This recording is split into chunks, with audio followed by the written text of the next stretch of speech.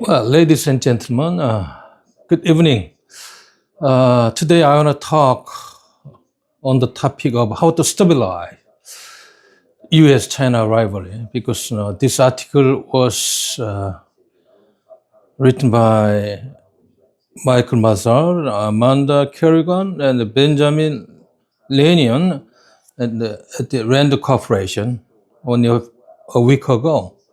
A recent article touching on the hot issue of United States and the China rivalry.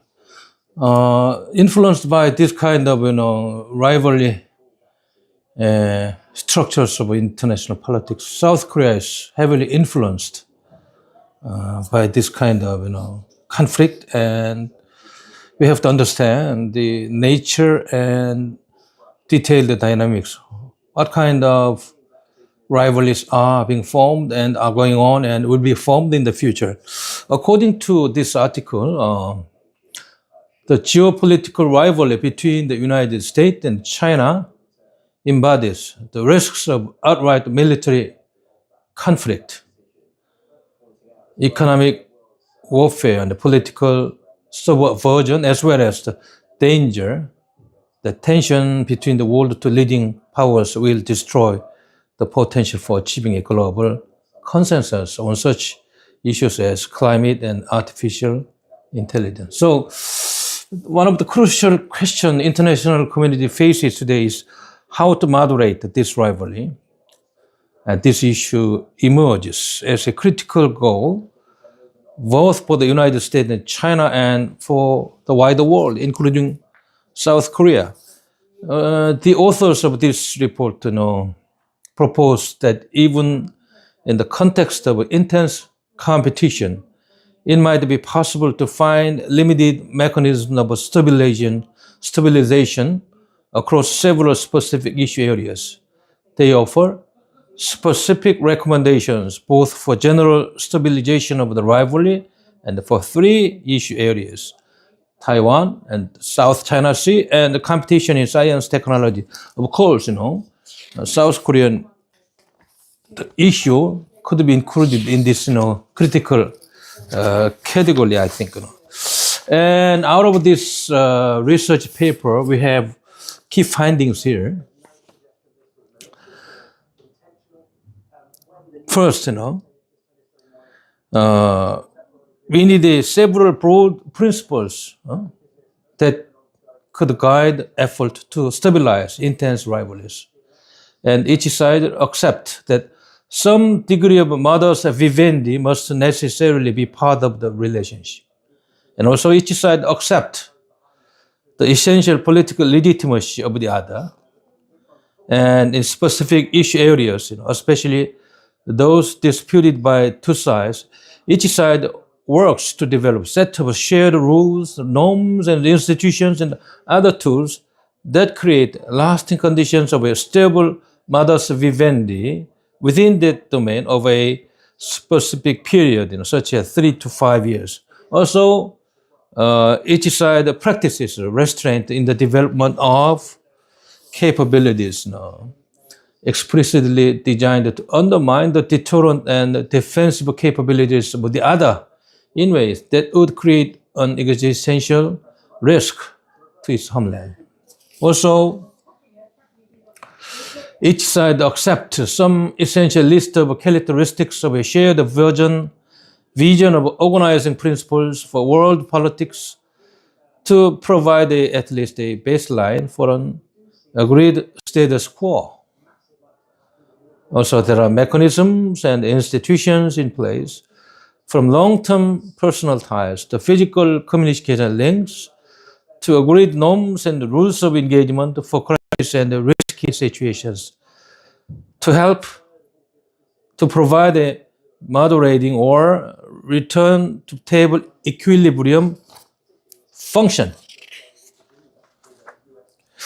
And also, we have policy recommendations that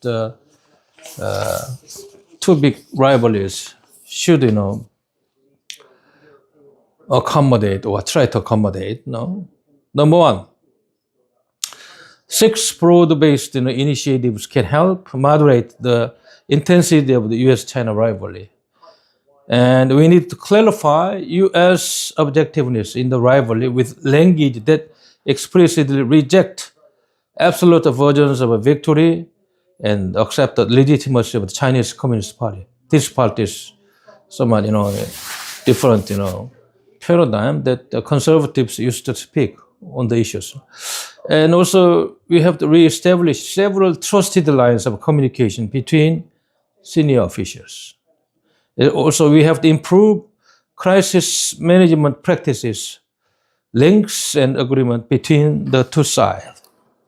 Also, we need to seek a specific new agreement, a combination of formal public accord and private understandings to limit the U.S.-China cyber competition. Also, we need to declare mutual acceptance of strategic nuclear deterrence and a willingness to forswear technologies and doctrines that would place the other side, the nuclear deterrent, at risk. We have to seek modest cooperative ventures on issues of shared interest or humanitarian concern.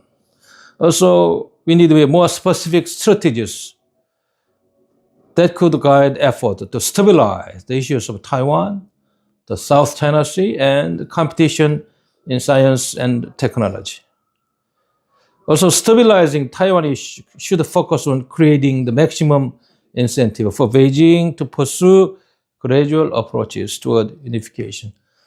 Maybe not easy either, I think. Also, for the South China Sea, combined deterrence of military escalation with intensified multilateral and bilateral diplomacy to create a medium-term route to a peaceful solution as the default international process and expectation. Also, in the U.S.-China science and technology rivalry, manage the worst aspect of emerging technologies for virtual security and the condition of the rivalry and step back from the most extreme versions of effort to undermine the other side progress. Not easy. Anyway, some policy recommendations from this kind of report, an expert report. Also, this report, carries very important meanings for South Korean security policy dimension, I think. Rand Corporation also carries in its homepage about 120-page, PDF file explaining in full the details of this report. I think, South Korea's diplomatic effort is, nowadays in a very difficult situation due to Donald Trump's aggressive diplomatic approach, and due to a Chinese Communist Party's assertive diplomatic approach toward the Korean Peninsula. And traditionally, we have pursued our diplomatic strategies based on Korea-US alliance first mode and probably expanding our diplomatic domain to the relations with China, with Russia, and the other not so much friendly nations. But nowadays, Chinese Communist Party is urging South Korea to move closer to their diplomatic doctrines and probably, moving away from the Washington's, intimacy, something like that. Very difficult time. So, in a sense, we are facing one of the most difficult diplomatic challenges, ever since South Korea was, founded in the year 1948. We have to think about the founding president Seungman Lee's diplomatic wisdoms. Wow.